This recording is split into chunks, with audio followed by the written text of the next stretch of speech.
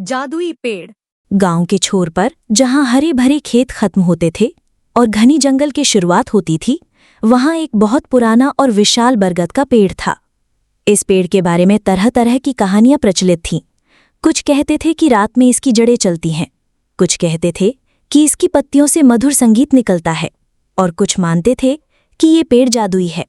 पर कोई भी बच्चा इस पेड़ के पास जाने की हिम्मत नहीं करता था, क्योंकि बड़े बुजुर्गों ने उन्हें डरा रखा था कि ये पेड़ खतरनाक है। लेकिन आरव, जो 10 साल का था, गांव के बाकी बच्चों जैसा नहीं था। उसकी आंखें हमेशा कुछ नया खोजने को बेताब रहती थीं। उसे कहानियां सुनना पसंद था, पर वह सिर्फ सुनी सुनाई बातों पर भरोसा नहीं करता था। उसका मन हमेशा उस बरगद की पेड़ की ओर खिंचा चला जाता था। उसे लगता था कि इस पेड़ में कुछ तो खास है। एक धूप वाली दोपहर, जब सारे बच्चे खेल रहे थे, आरव चुपचाप जंगल की ओर चला गया। वह सीधे उस बरगद के पेड़ के पास पहुंचा। पेड़ सचमुच बहुत बड़ा था। उसकी जड़ें जमीन पर दूर दूर तक फैली थीं, जैसे विशालकाय सांप सो रहे हों। पेड़ की शाखाएं इतनी घनी थीं कि सूरज की रोशनी भी मुश्किल से नीचे पहुंच पाती थी, जिससे वहां एक शांत और रहस्यमय माहौल बन गया था। आरव ने पेड़ को छुआ। उसकी छाल खुरदुरी थी, पर छूने पर एक अजीब सी गर्माहट महसूस हुई। उसने एक टहनी से लटकी हुई जड़ को पकड़कर थोड़ा खींचा। तभी उसे लगा जैसे पेड़ ने सांस ली हो। आरव थोड़ा डरा, पर उसकी जिज्ञासा डर से कहीं ज्यादा थी। वह पेड़ के तने के पास बैठ गया और अपनी आंखें बंद कर ली। उसने सोचा, अगर तुम सच में जादुई हो तो मुझे कोई निशानी दो। कुछ पल के लिए सन्नाटा रहा। फिर उसे अपने कान के पास एक हल्की सी फुसफुसाहट सुनाई दी। आवाज इतनी धीमी थी कि आरव को लगा शायद उसने कल्पना की है। उसने अपनी आंखें खोली, पर कोई नहीं था। वह फिर से बैठ गया। इस बार उसने पेड़ से बात करने की सोची। नमस्ते पेड़, क्या तुम सच में जादुई हो? उसने फुसफुसाते हुए पूछा। इस बार आवाज थोड़ी ज्यादा स्पष्ट थी। नमस्ते छोटे दोस्त, आवाज पेड़ों की पत्तियों से आती हुई लगी। तुम क्यों आए हो इस पुराने पेड़ के पास? आरव खुशी से उछल पड़ा। पेड़ सच में बात कर रहा था। मेरा नाम आरव है। मैं बस यह जानना चाहता था कि क्या तुम सच में जादुई हो, जैसा कि लोग कहते हैं। जादू तो हर चीज में है छोटे दोस्त, पर तुमने सही जगह पर पूछा है। मैं इच्छाएं पूरी कर सकता हूं, पर मेरी इच्छाएं पूरी करने की अपनी शर्तें हैं। आरव की आंखें चमक उठीं। क्या शर्तें हैं? उसने उत्सुकता से पूछा। मेरी पहली शर्त यह है कि तुम अपनी इच्छा का इस्तेमाल केवल दूसरों की भलाई के लिए करोगे, कभी अपने स्वार्थ के लिए नहीं। दूसरी शर्त यह है कि तुम्हें अपनी इच्छा के बदले में कुछ देना होगा, कोई बहुत अनमोल चीज, कोई सीख या कोई ऐसी चीज जो तुम्हारे लिए मायने रखती हो। आरव ने सोचा। वह तुरंत अपने लिए ढेर सारे खिलौने, मिठाइयाँ या नए कपड़े मांग सकता था, पर पेड़ की बात ने उसे सोचने पर मजबूर कर दिया। उसने सोचा गांव के बारे में। गांव में सबसे बड़ी समस्या पानी की थी। गर्मी के दिनों में कुएं सूख जाते थे और लोगों को दूर से पानी लाना पड़ता था। आरव ने फैसला किया, मैं चाहता हूं कि हमारे गांव में कभी पानी की कमी ना हो। हमें एक ऐसा कुआं मिले जो कभी ना सूखे। पेड़ कुछ पल के लिए शांत रहा, फिर उसकी पत्तियों में हल्की सी खड़खड़ाहट हुई। यह एक अच्छी इच्छा है आरव, पर इसके बदले तुम मुझे क्या दोगे? आरव ने अपनी जेब में हाथ डाला। उसके पास एक छोटी सी लकड़ी की नाव थी, जिसे उसने खुद बनाया था। यह उसका सबसे पसंदीदा खिलौना था। मैं तुम्हें अपनी ये नाव दूंगा, उसने कहा। हालांकि उसका दिल थोड़ा भारी था। ये तुम्हारे लिए कितनी अनमोल है? पेड़ ने पूछा। बहुत अनमोल है, आरव ने ईमानदारी से कहा। ये मैंने अपने हाथों से बनाई है और मुझे इससे बहुत प्यार है। ठीक है, पेड़ ने कहा। अपनी नाव को मेरी जड़ों में रख दो और घर जाओ। कल सुबह तुम्हें अपना जवाब मिलेगा। आरव ने नाव को सावधानी से पेड़ की सबसे बड़ी जड़ के पास रख दिया और घर की ओर भागा। रात भर उसे नींद नहीं आई। अगली सुबह वह सूरज निकलने से पहले ही दौड़कर गांव के सूखे कुएं के पास पहुंचा, और वहां जो उसने देखा उस पर उसे विश्वास नहीं हो रहा था। कुआं पानी से लबालब भरा था। पानी इतना साफ और ठंडा था कि उसने तुरंत अंजलि भर के पिया। गांव के लोग हैरान थे। किसी को समझ नहीं आया कि यह चमत्कार कैसे हुआ। वे सब खुश थे और भगवान का शुक्रिया अदा कर रहे थे। आरव मुस्कुरा रहा था। वह जानता था कि यह जादुई पेड़ का कमाल है। आरव ने यह रहस्य किसी को नहीं बताया। वह जानता था कि पेड़ ने उसे यह विश्वास पर दिया था। कुछ महीने बाद गांव पर एक और मुसीबत आई।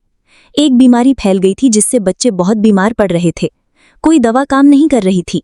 आरव ने फिर से जादुई पेड़ से मदद मांगने का सोचा। वह पेड़ के पास गया। पेड़, हमारे गांव के बच्चे बीमार हैं, कृपया उनकी मदद करो। तुम क्या चाहते हो छोटे दोस्त? पेड़ ने पूछा। मैं चाहता हूं कि बच्चे ठीक हो जाएं।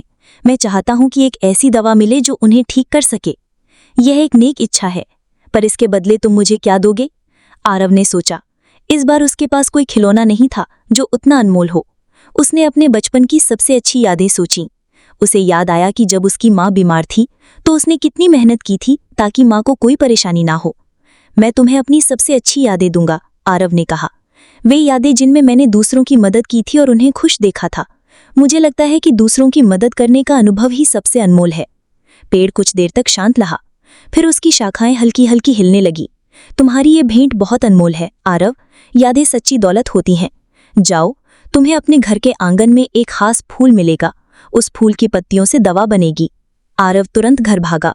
उसने देखा कि उसके आंगन में एक ऐसा फूल खिला था जैसा उसने पहले कभी नहीं देखा था।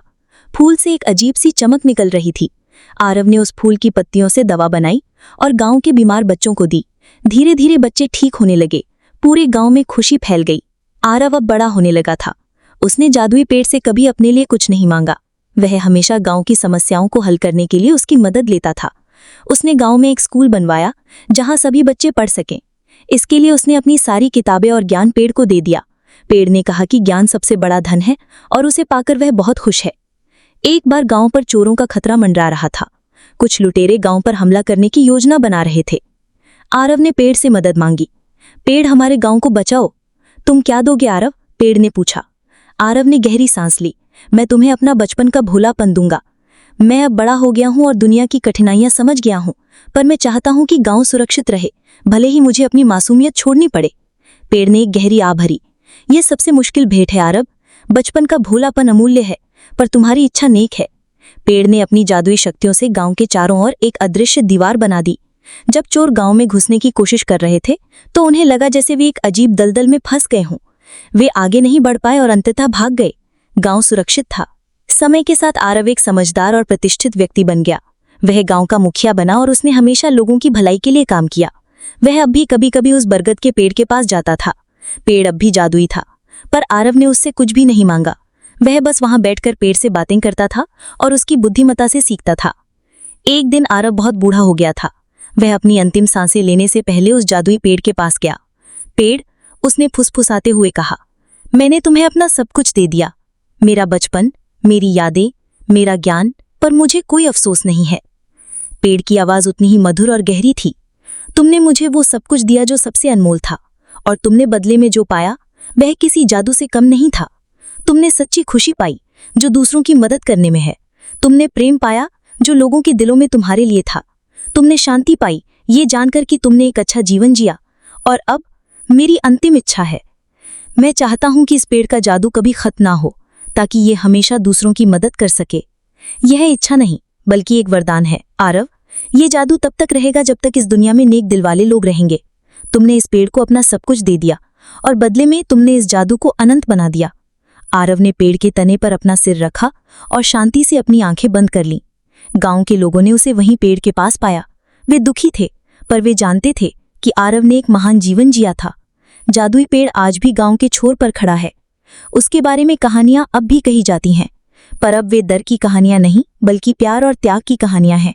और हर बार जब गांव में कोई बच्चा निस्वार्थ भाव से किसी की मदद करता है तो कहा जाता है कि जादुई पेड़ की पत्तियां धीरे से हिलती हैं, जैसे वह मुस्कुरा रहा हो, क्योंकि असली जादू किसी पेड़ में नहीं बल्कि मानवीयता, दया और निस्वार्थ प्रेम में होता है।